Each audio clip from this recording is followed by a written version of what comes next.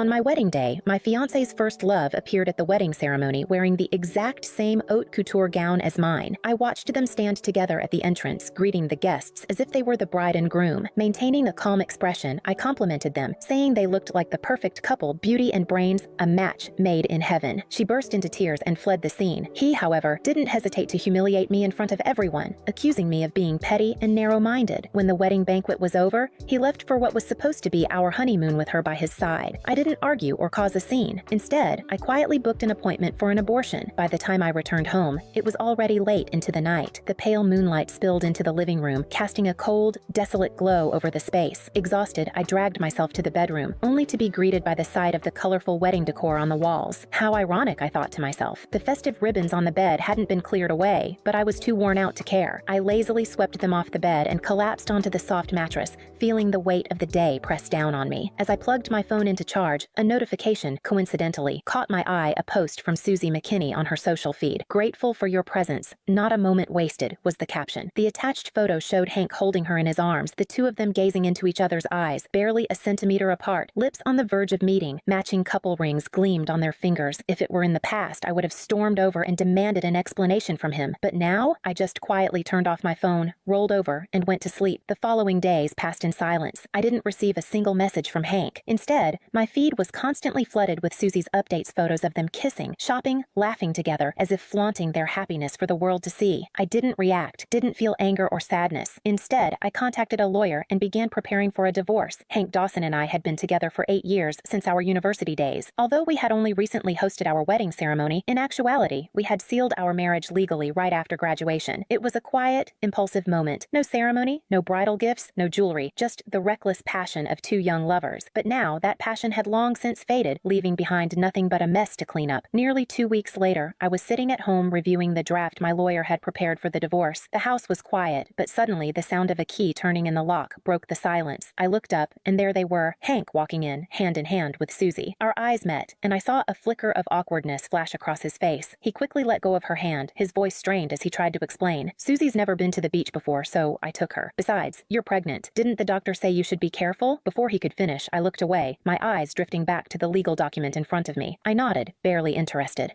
Okay," I replied, dismissive. "Go ahead." Whatever else he was about to say caught in his throat. Seeing me sit there calmly focused on the computer screen, completely unbothered, seemed to anger him even more. His voice grew cold, and he lashed out. "Do you have to be like this? I already told you, Susie's never been to the beach, that's why I took her. It's not a big deal. And why are you making a scene? It's not like we can't go on the honeymoon anytime. What's your problem?"